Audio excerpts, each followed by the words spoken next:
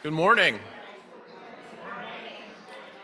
and welcome to the Unitarian Universalist Church in Reston. My name is Mark Sheppard, and I am UUCR's Vice President. Whether you are dialed in with us on Zoom, or if you are the hardy few who braved the wonderful, wonderful weather this morning to be with us here in the sanctuary, we're glad you chose to be with us.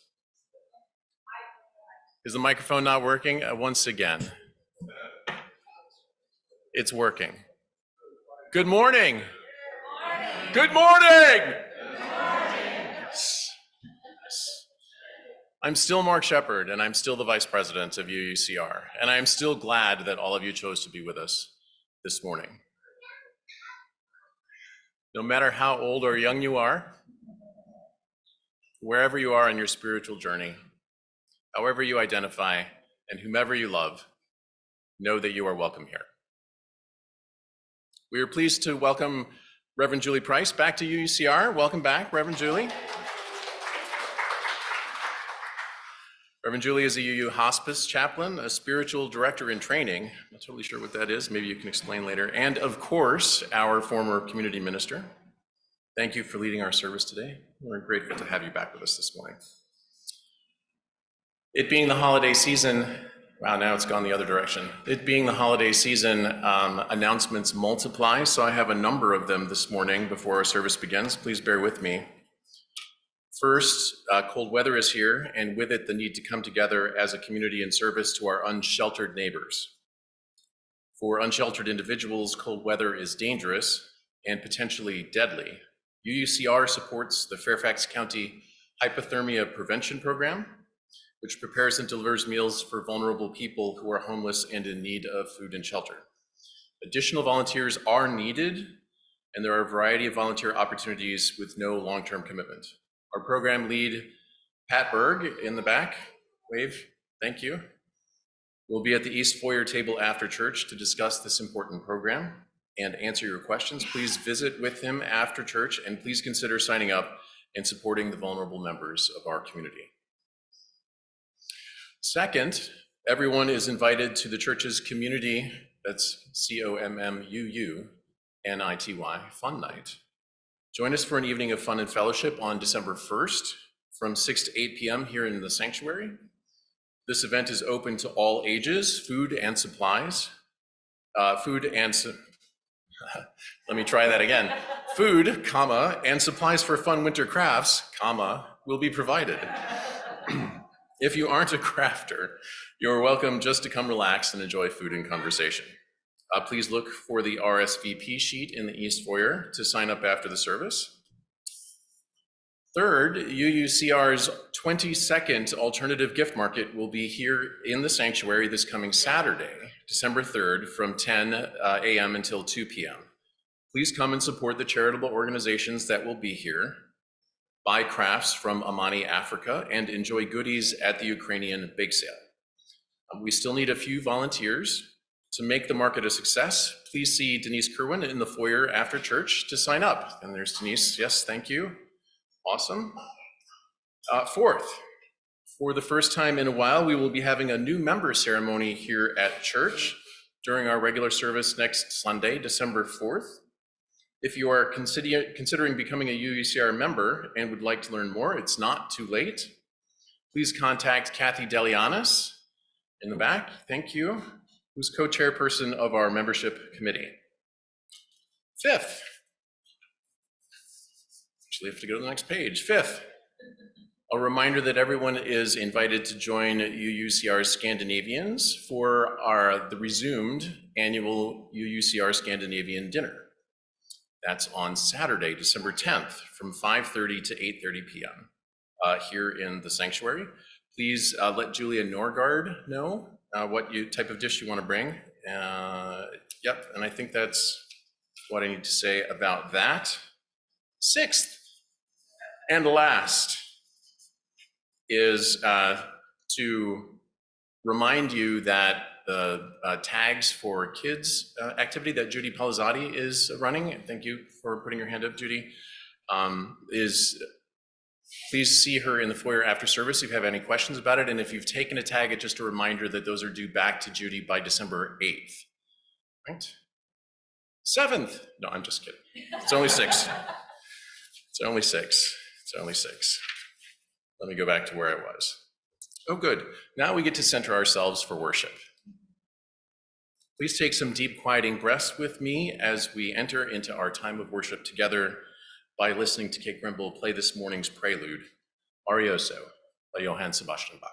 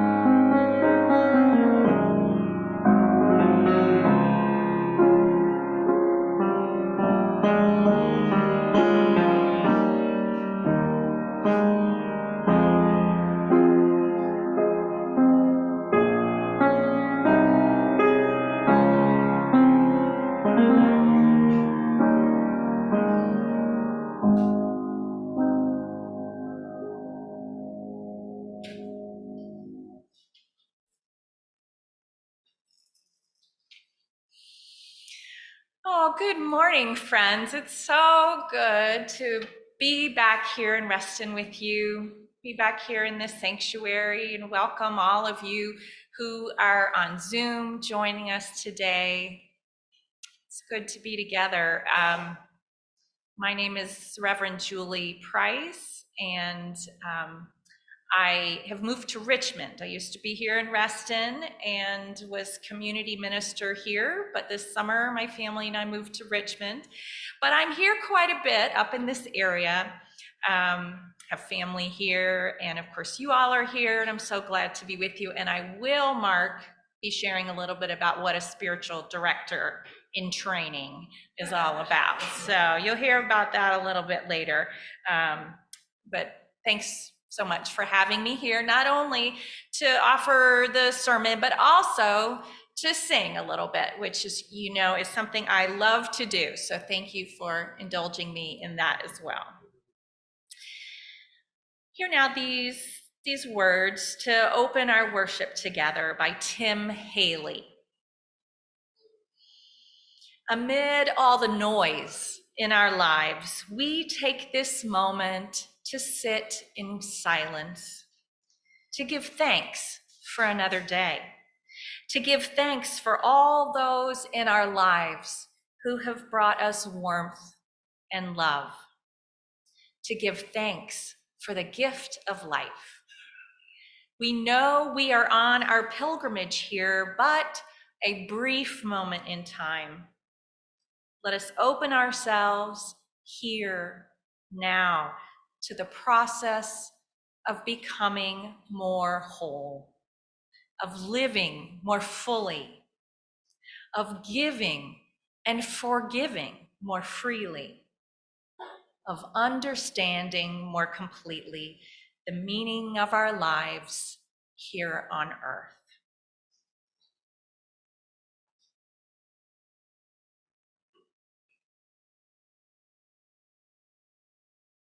Good morning. Our opening hymn today is number 86, Blessed Spirit of My Life. Please stand and body your spirit and join in. Thank you.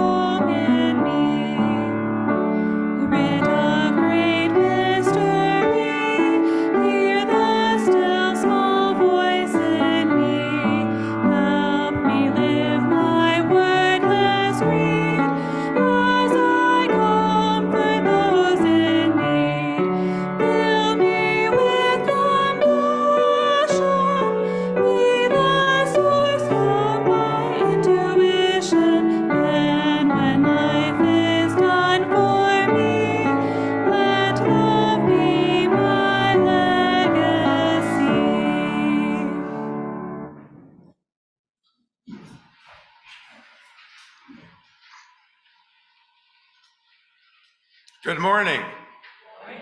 I'm Sterling Pilette. Welcome to our church. Lighting our chalice is significant. It is a symbol of our commitment to the search for truth, the warmth of loving, the gift of kindness, and freedom from suffering.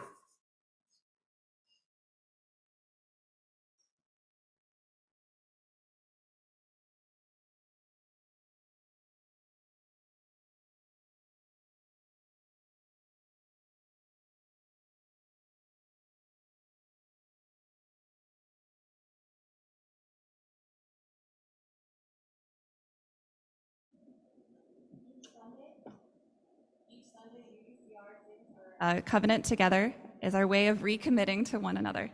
The words are in your order of service. Please remain seated as we sing together. If you are a visitor today, please accept the covenant as our blessing to you.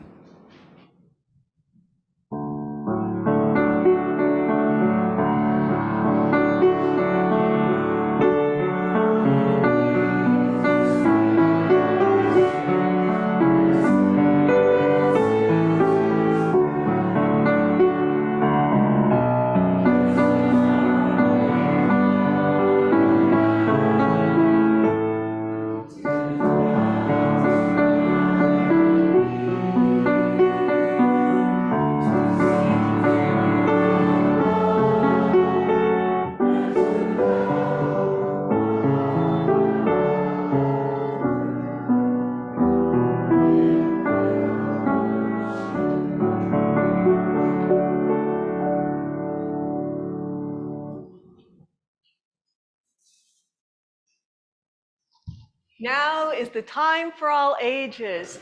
So if you're feeling young of body or young of spirit, come on forward. There's room on the floor and there's some room in chairs up here.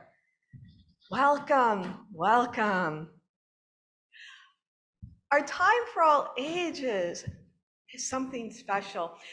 For this time of year, does anyone ever feel a little tense, your muscles tight and worrying? Anyone at all? Yeah, a few people? Well, I'd like you to try something with me that you can use when you're feeling like that. It's adapted from something from Chanel Tosin and a book called Play Therapy Techniques by Charles Schaefer and Donna Congelisi. So find a comfortable position. If you're in a chair, sit back, put both of your feet on the floor. And if you're up here, just make yourselves comfortable however you can. And you may close your eyes or just look down and rest your eyes. Take a deep breath. Breathe in through your nose as though you're smelling a flower. And then out through your mouth as though you're gently blowing out a candle. And in through your mouth, or in through your nose again. And hold that. 2, 3, 4. Out through your mouth. 2, 3, 4. Now, imagine that you're on a beach and your feet are in the sand. Push your feet deep into that warm sand and then curl your toes and squeeze real tight, feeling that sand real tight. Then relax and wiggle your toes and maybe wiggle your legs. Now, pretend that you're laying back in that sand and there's a baby elephant running towards you and you don't have time to get out of the way. Tighten up your stomach real tight so it doesn't hurt when it steps on you.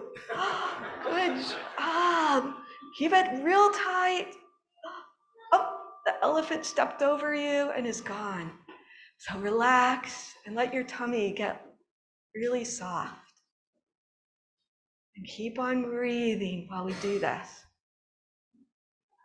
Now, notice your hands. Notice how they're feeling. And pretend someone has given you two oranges and you're holding them in your hand and they asked you to squeeze all the juice out of them. Squeeze your fist really tight. Good job, you've done it. Now, relax your hands, drop those oranges, and wiggle your fingers. Your hands should feel a lot better. Now, pretend you're a turtle sitting on a warm rock in the sun. Oh, feel that warmth. But here comes danger. So you need to put your head into your shell. Bring your shoulders up real high, up to your ears, and your head down really low. Oh, stay hidden from danger. It's past now, so relax. Let your head out and let your arms and your shoulders drop. Ooh, do you hear a fly buzzing around? Oh, it landed on your nose. And you can't move anything except your face. So scrunch up your nose to try to get it to fly away. Scrunch really tight. Oh, you did it. It's gone. So now you can relax your face. Let's try all of those together now. So take a breath in through your nose, curl your toes, tighten your legs and your tummy, squeeze your hands, and bring your shoulders up to your ears and hold that. Okay, then relax all your muscles. Let's do that one more time. Breathe in through your nose and tighten your entire body.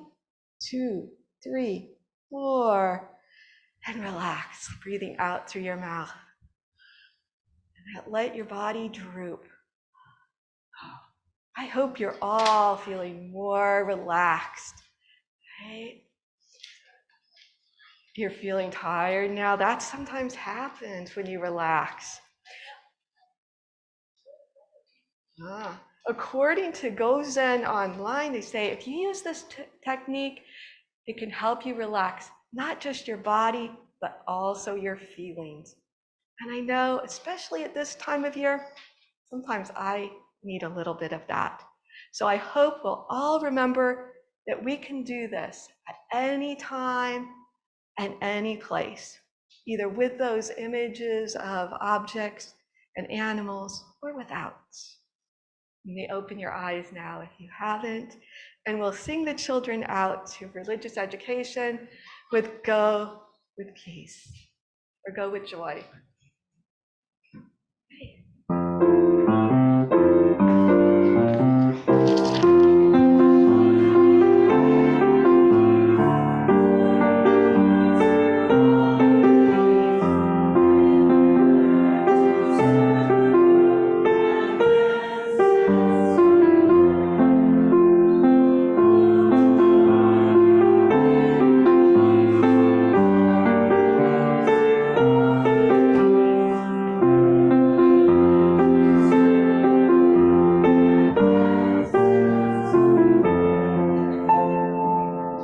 Gotta go with Mom.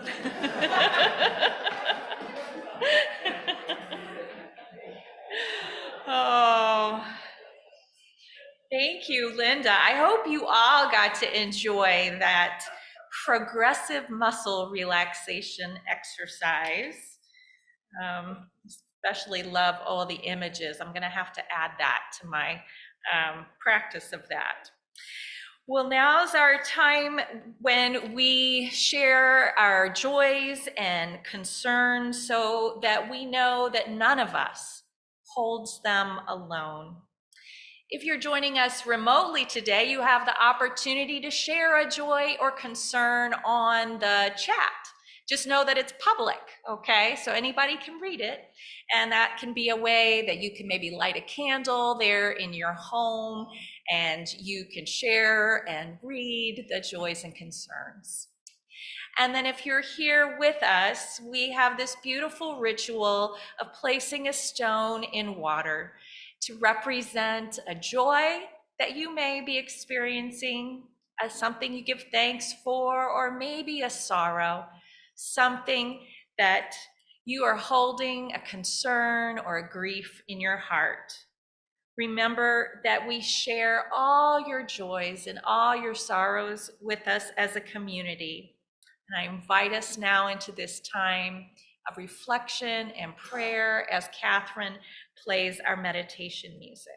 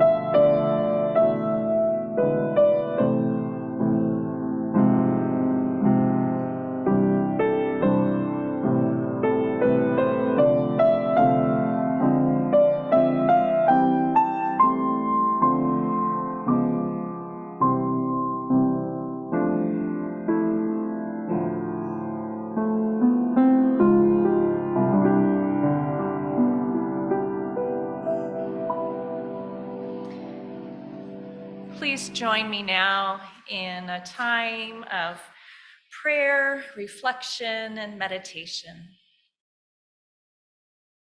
I invite us to take a deep breath and center our hearts together.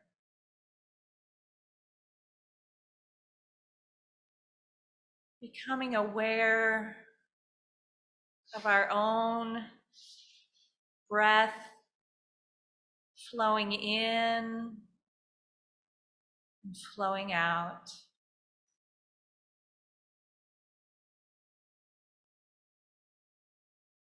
And expanding our awareness to the people that are sitting on either side of us.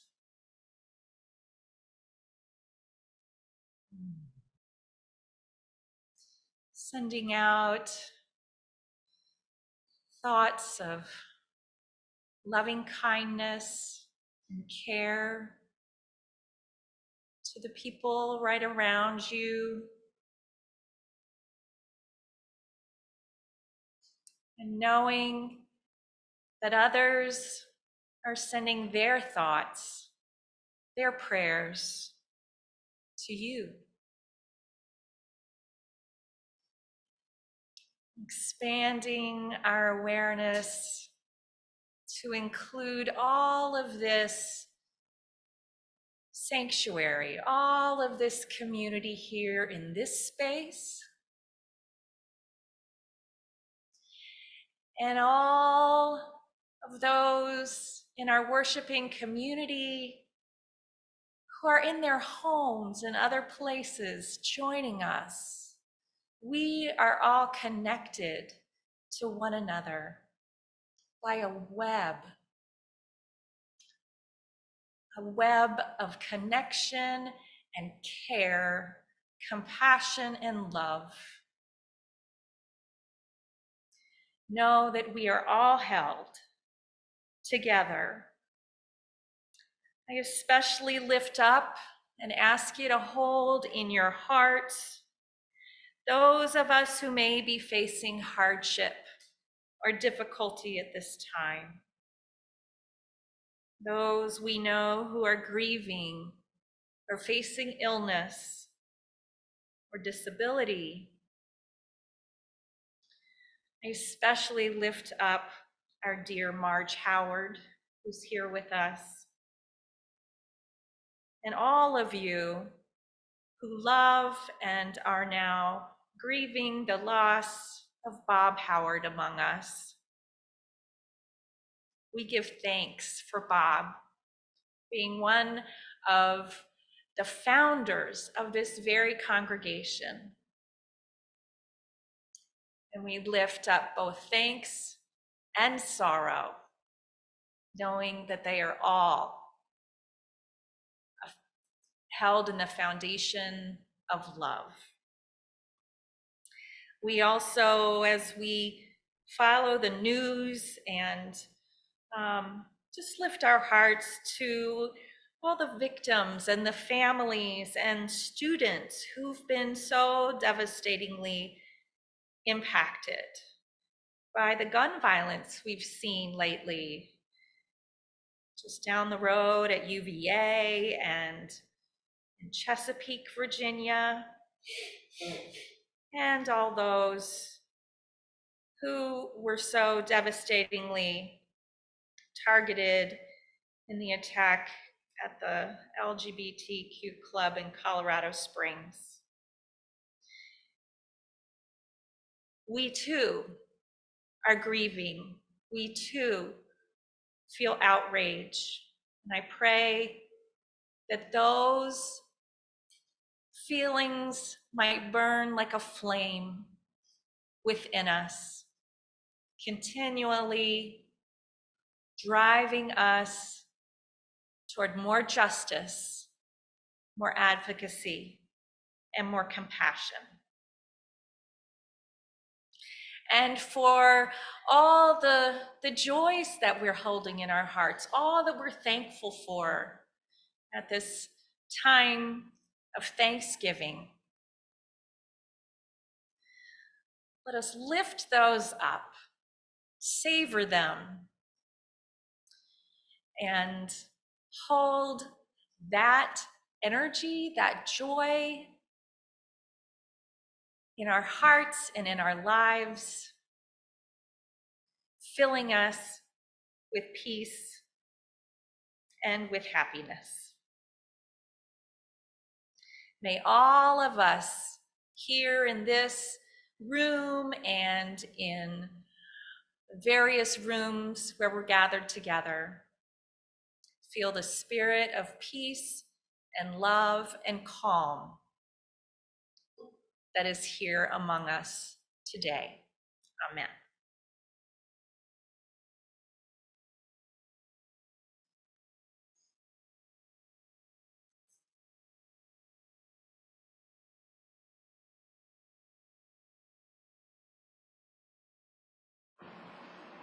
As a self-funded church, UUCR relies on the generosity of its members and friends to fund daily operations and to ensure that the church and its resources are here for us and for others now and in the future. Pledges support our worship and music programs, our religious education program, programs for members and friends, community outreach, and connections to Unitarian Universalism. We now invite you to support the work of UUCR by making your donation to the collection plate if you are here in the sanctuary, or at the link on the slide and in the chat box if you are with us online. Thank you for your generosity and support of our beloved spiritual home.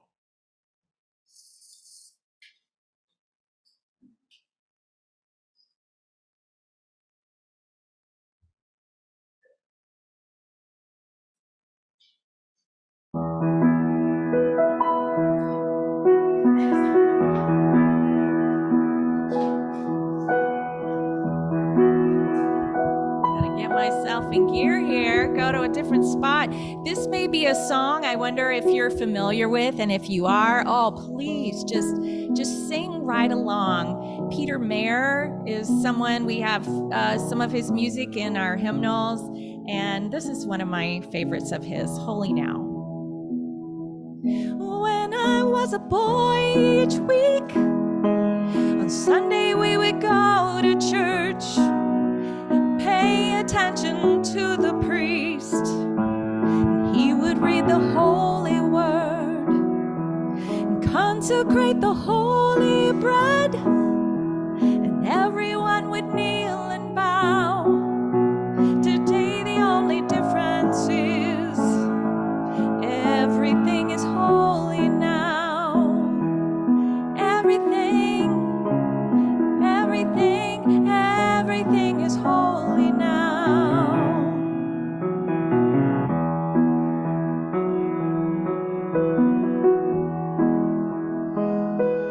When I was in Sunday school, we would learn about the time Moses split the sea in two, and Jesus made the water wine. And I remember feeling sad, miracles don't happen still, and now I can't keep track, 'cause everything's a miracle.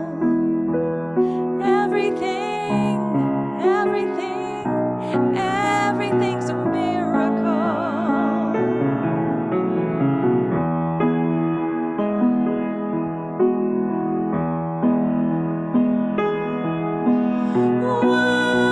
Wine from water is not so small, but an even better magic trick is that anything is here at all.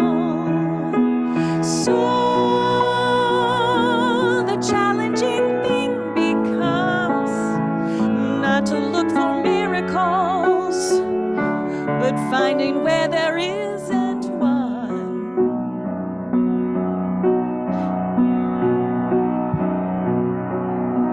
When holy water was rare at best, it barely wet my fingertips, but now I have to hold my breath like I'm swimming in a sea of it.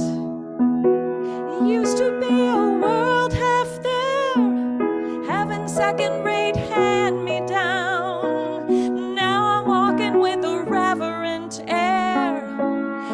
Everything is holy now. Everything is holy now. Everything is holy now. Everything is holy now. Everything is holy now. Everything is holy now. Everything is holy now. Read a questioning child's face and say it's not a testament, that it'd be very hard to say. See, another new morning comes and say it's not a sacrament. I tell you that it can't be done. This morning I stood outside. I saw a little red-winged bird shining like a burning bush, singing like a scripture verse. Made me want to bow my head. I remember when church let out, how things have changed since then. Everything is holy now. It used to be a world half there, heaven's second-rate hand-me-down. Now I'm walking with a reverent air, 'cause everything is holy now. Everything is holy now. Everything is holy now. Everything is holy now. Everything is holy now.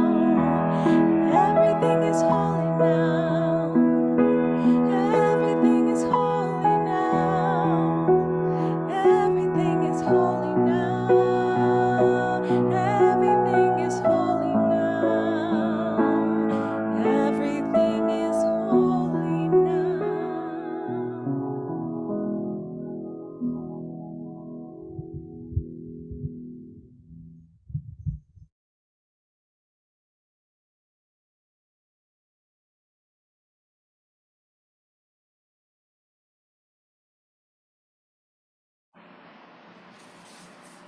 In Every Life by Elizabeth M. Jones. In every life, there are certain moments which partake of another at a higher order of experience, particularly precious moments which offer serenity, hope, and strength, and which allow us to return to the demands of daily life with renewed vitality and confidence. The growth of a spiritual dimension in each of us as individuals seems to result in a multiplication and a deepening of such moments, both in ourselves and in the world.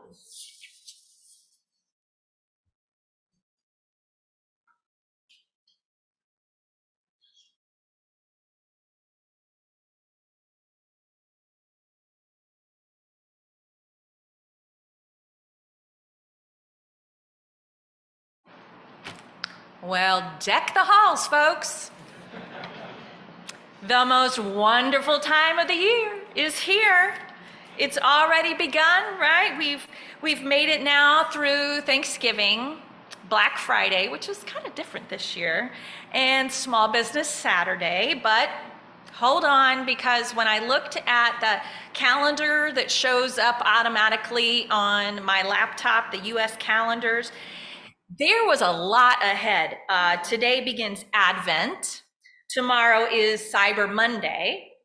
And soon in December, apparently we'll have Poinsettia Day. Of course, we'll have Hanukkah, winter solstice, Festivus for the rest of us, Christmas Eve, Christmas, Kwanzaa, National Fruitcake Day. Didn't know that one. and New Year's Eve and New Year's Day. Phew, a lot ahead of us now. Don't let my joking fool you. I'm one of those people who really loves the holidays. I actually really love the energy of it, and I love the twinkly lights. That's, you know, it's like the light in the darkness, and I love that. I love the religious rituals and the family rituals that go along with these times, and the opportunities for parties, especially this year. You know, we can maybe gather with some folks and enjoy the company of friends and loved ones.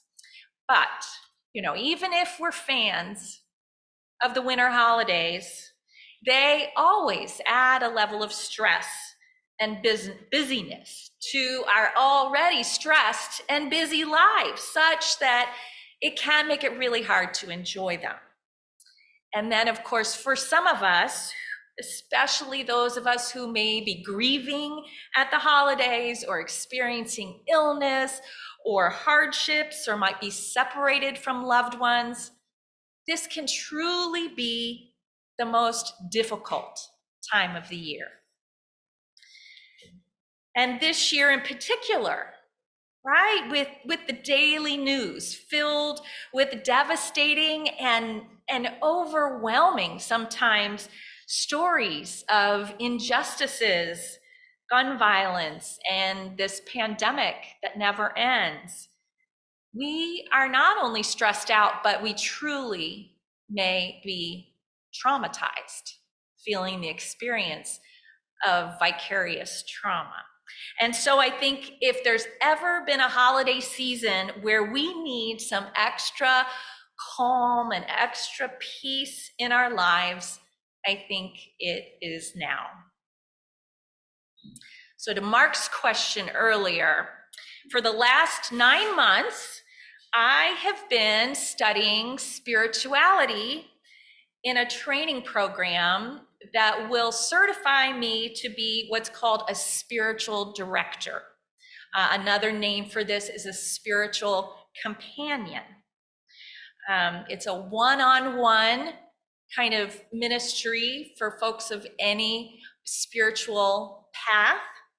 And in my training for that, I'll be spending the next 2 years going 3 times a week to the mountains of North Carolina, which frankly, just getting away to the mountains of North Carolina 3 times a year was enough for me. Like, sign me up, I'm there. But of course, the training has just been fantastic. And I want to share in particular something that has been one of the big takeaways for me as I'm learning more about spirituality and spiritual practice. And that's how wonderful spiritual practice can be as a resource to us, just right in the midst of our everyday lives, right in the middle of all the ordinary stuff of life. We don't have to go away to a mountain to calm and experience deep connection, although, man, that can help, right? It's not a bad idea, but we may not have that option. And so we can connect to our source, our ground of being, our divine spark, however you might conceive of that space within us that is a resource for an expansion of calm and of peace and joy. We can actually have practices that help us tap into that within us in the midst of shopping or driving or bathing or cooking or even working. It just takes a shift in our thinking and a pause and a practice to usher us into the presence of that calm, quiet place within us where we can rest and remember and find refreshment. In her article, Mindfulness During the Holidays, spinal cord injury survivor Elizabeth Forst describes some of the practices that she uses to navigate the chaotic, exhausting, and sometimes overwhelming days around the winter holidays. She writes this: to help combat her anxiety, she says, I have been putting into practice a very important morning activity where my caregiver burns sage in my bedroom before the morning shift even begins. It's such a wonderful smell, she writes, and clearing incense that starts my day with clear and calm energy. Furthermore, I use a breathing technique, which I breathe in a ball of light I call positivity, filling my entire energetic body. And then this is followed by an exhale of unneeded, unwanted, anxious energy that I call negativity. These two back-to-back simple practices in the morning have made such a huge impact on my ability to properly tackle the busy days and be mindful during the holiday season. And she goes on, and it's such a beautiful story because she's dealing with a severe disability, right? And she's finding this calm and this space within her in the midst of all the stressors of life. And so it's a wonderful example. She goes on to describe a few other practices that she engages in during the day, including taking little breaks during her workday, just little visualization meditation breaks when she needs to kind of calm, where she imagines herself at the ocean with her toes in the sand. And then in the afternoons, she says she takes her service dog on a walk. She says, I make it a point to get outside and take a rolling walk with my service dog. I like to face the sun, close my eyes, and feel the warmth on my face, imagining the sun's rays are nourishing both my physical and my energetic body.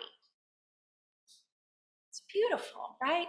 To have this scent of sage burning, have these breathing techniques for just a few minutes, visualizing the ocean or the sun on our face. Elizabeth Forrest uses these experiences to rest for a few minutes throughout her day, to just pause and ground herself and experience calm and rejuvenation.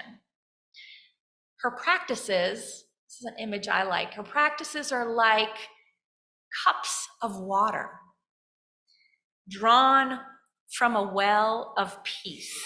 And all she has to do is pause and take a drink.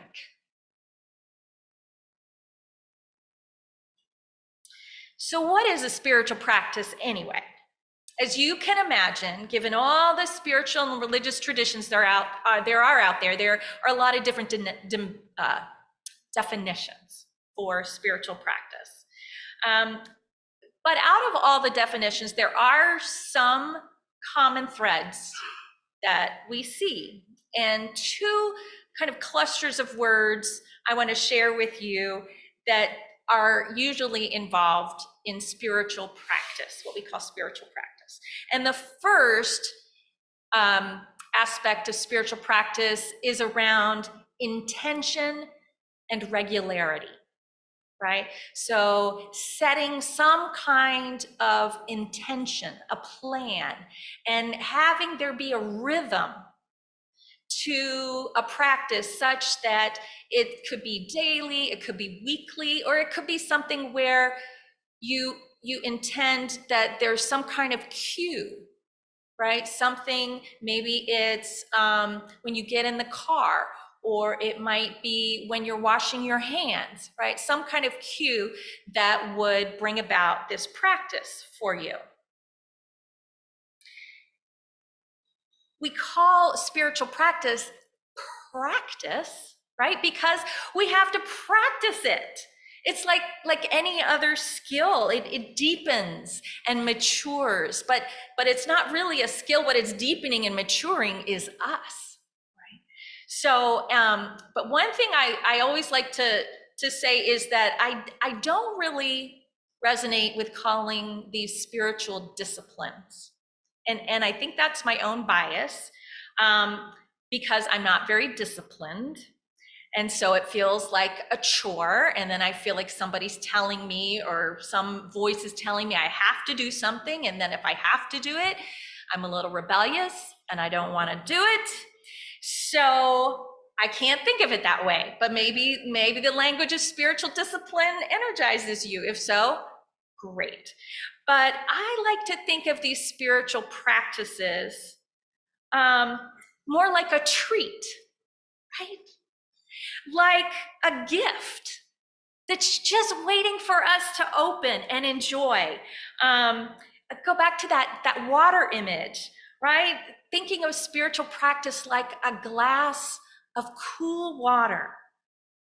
And we drink a glass of water once and it quenches our thirst.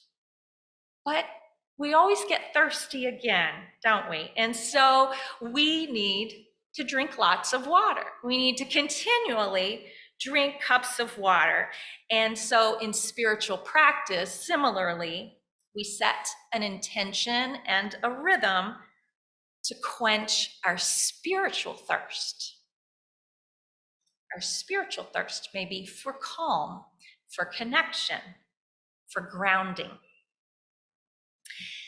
So that's the first aspect, is the intention and regularity. And then the second aspect I want to share about is around deepening relationship or connection.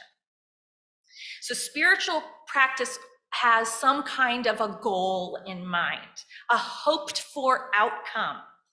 And that is usually related to deepening our relationship or deepening our connection to ourselves, to others and the world around us, or maybe to whatever we understand to be the holy in our experience. So just like practicing an instrument has the goal of being able to play music, spiritual practice aims to help us deepen our compassion for ourselves and one another, deepen our love, deepen our devotion, deepen our hope, deepen our joy. Using that water image again, I like to imagine that there is a stream that's running underneath the surface of our life, right? And spiritual practice invites us to reach down under the surface of our lives and draw a cup of peace, of love, of hope. Draw from the deep well stream that is just under the surface and that is always available to us if we just take a moment, pause, and drink from it.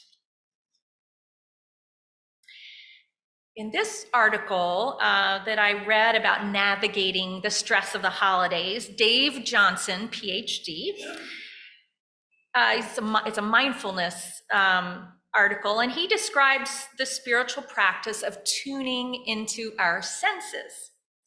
He writes, "There is so much to savor at this time of year that we can prime our mindful muscles to savor all that the season has to offer by tuning into our senses. What am I seeing? What am I hearing? We can wake up and we can set the intention to be present and find cues right in our everyday routine.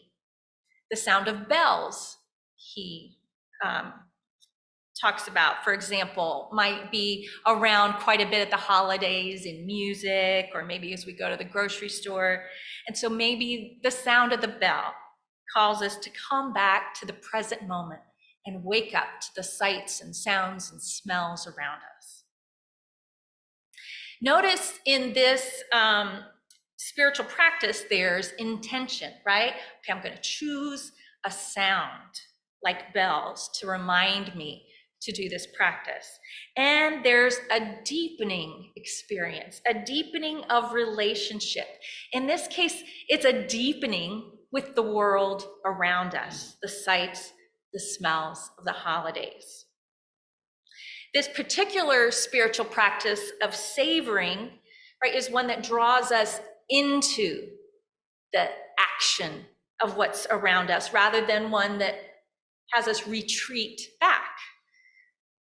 But in that engagement, right, it invites us into not a surface engagement, but a deeper level of getting to get at the quality of what's underneath of what we're seeing, to delight and enjoy, rather than just sort of noticing and not kind of being present to these gifts that are all around us.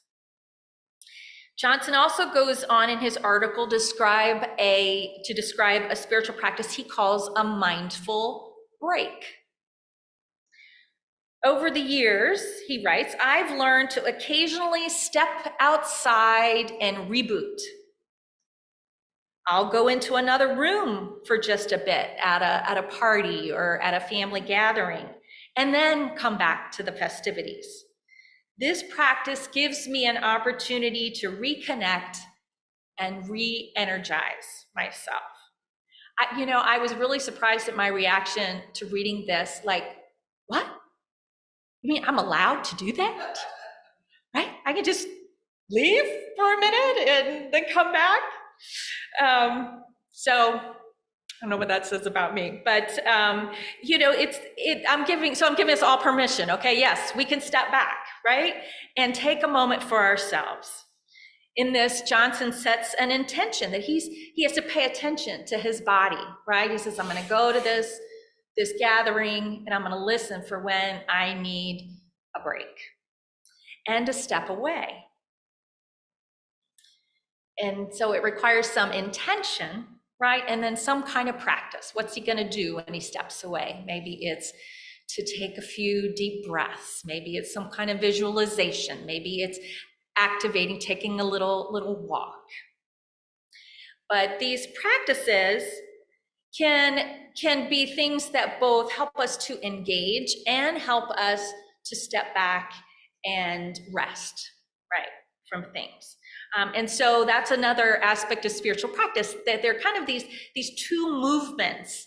There's active practice and receptive practice, or doing practices and kind of being practices, where we just kind of open ourselves. And so depending on what's going on in our lives, we may feel more of a need for a receptive practice, to step back, breathe, open ourselves, or we may feel the need for an active practice to engage and pull our energy into connection with others in the world around us.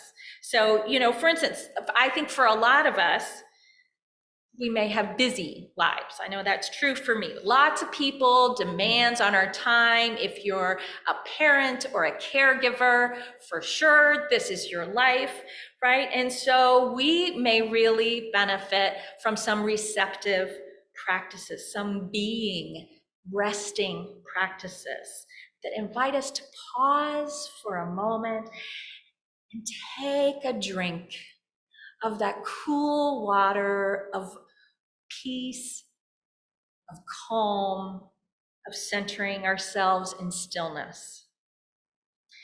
One of the tools that I use that I find really helpful, like especially kind of first thing in the morning or sometime when I'm sitting, is to have my phone. I have an app, and there are a lot of different apps. Calm is an app, and I know there are a bunch of them. And the one I've been using for a long time is called Insight Timer. And it has even just like 5-minute or 3-minute little guided meditations that help me to breathe. If I can't think of what I want to do, I'll just pull up one of those to just take a little break of mindfulness, breathing, or I might say a little prayer or affirmation. And so think about if that's something that might be helpful to you in your lives. Another thing that is so prevalent at the holidays is that we might be going through grief, right? And grief is work, all right? It is exhausting work. And so, and we know at the holidays that grief becomes amplified as we are missing our loved one at these particular times where we have rituals and memories. So I really encourage us, if we're in grief, to be intentional, right, about how we go about the activities, and maybe intentionally limit some of our activities, or definitely intentionally listen and see when we need to step back, to tap into the cool waters of centering and calm and stillness and rejuvenation. But for some of us, our holidays may not be busy. Our stress may be more around being isolated or feeling alone if we're not near loved ones, or so we may benefit more from a more active practice, right, where we engage in the world around us. And one of the things that's kind of magical, I think, is that when we're struggling with something, it can really energize us to give back to others who are struggling with that same thing as well. And so setting intentions around a spiritual practice of calling people, or giving, engaging in service projects, or just offering hospitality in some way to others. And so, I don't know, I just kind of offer this to us at this time, and I wonder, are there any spiritual practices in your life right now that you engage in, that you find helpful? Do you have any practices that you kind of do on a regular basis? And I wouldn't be surprised at all if you have a spiritual practice and you've never thought of it as a spiritual practice before. As I was preparing this sermon, I asked my spouse if he had a spiritual practice, and he said no. But I said, well, wait a second.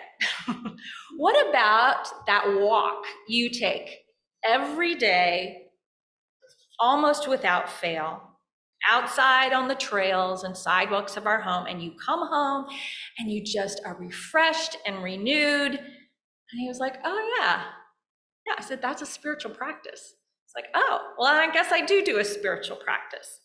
So anything, right, that we kind of set an intention and do regularly, and it has this goal of deepening something in us, deepening our love, our compassion, our care for ourselves, or our engagement with the world. Or maybe you are new to the idea of spiritual practice, or maybe you just kind of would be interested in trying something. Well, I can recommend a great book on this subject. You see this book here? So our very own, your very own interim minister, Scott Alexander, here's his picture on the back, was the editor of this book called Everyday Spiritual Practice.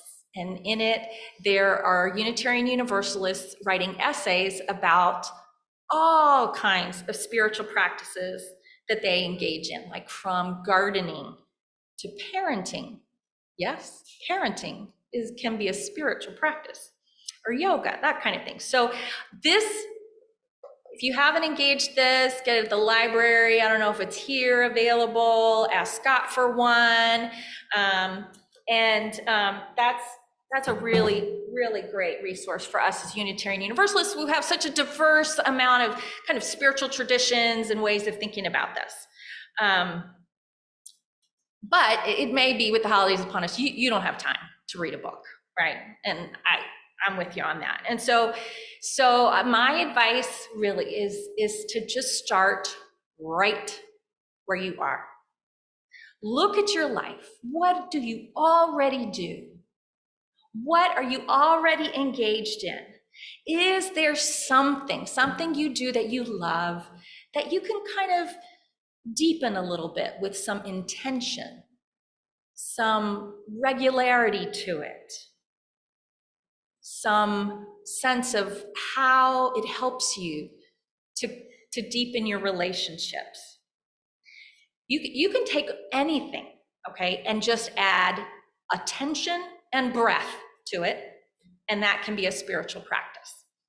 For instance, I have a friend who says that her spiritual practice is chopping vegetables, right? For her, it's the mindfulness, right? Getting out the vegetables, washing the vegetables. And while she's doing all this preparation, knowing, she's saying, how this is going to nourish her body, nourish her family, right? And she's breathing deeply. That is her spiritual practice. Or someone else I know has a spiritual practice of snuggling with her pets every night. Yes, I love that. She gives them focused attention. And of course, it's this give and take of love and compassion and connection that is very nourishing for her. For myself, this holiday season, one of the practices I love is to, once I put up my Christmas tree, to have all the lights out and sit just for a few minutes each day, if I possibly can, and just enjoy sitting by the lights of the tree. It's one of my favorite things that brings me some centering peace and an enjoyment of the beauty of the holidays. So anything, right? Anything can become a spiritual practice. As Peter Mayer reminds us, everything is holy now, right? And so the well that we can draw from for calm and connection is deep and wide, folks. It's cool and refreshing, and it is already there, just waiting for us to dip a cup in it and take a drink, and then do it again and again. And so I hope that your holidays will be filled with thirst-quenching calm and connection. And may your spiritual practices ripple out, cooling, comforting, and blessing the lives of those around you with the spirit of peace on earth and goodwill to all. May it be so, and blessed be.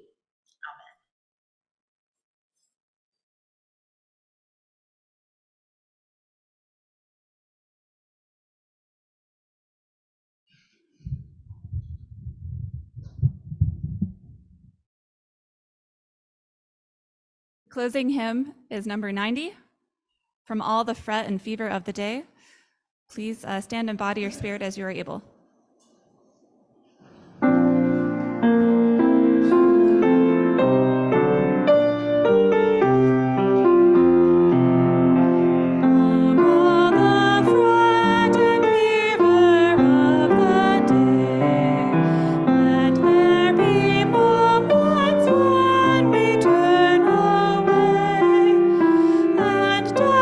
To walk on, musing out her day.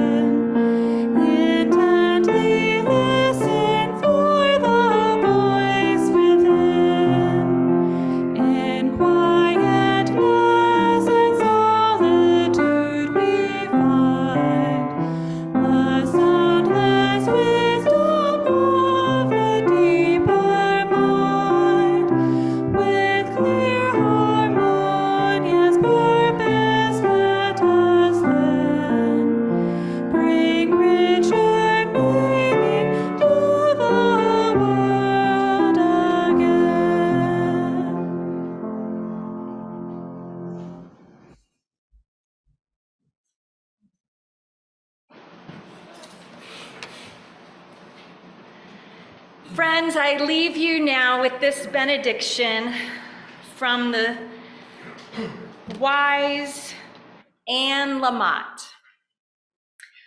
Almost everything will work again if you unplug it for a few minutes, including you. Happy holidays.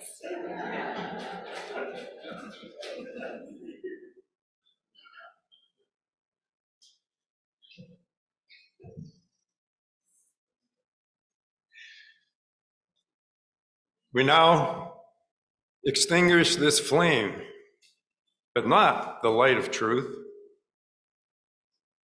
the warmth of community, nor the fire of commitment. These we carry in our hearts and carry them forth until we are together again.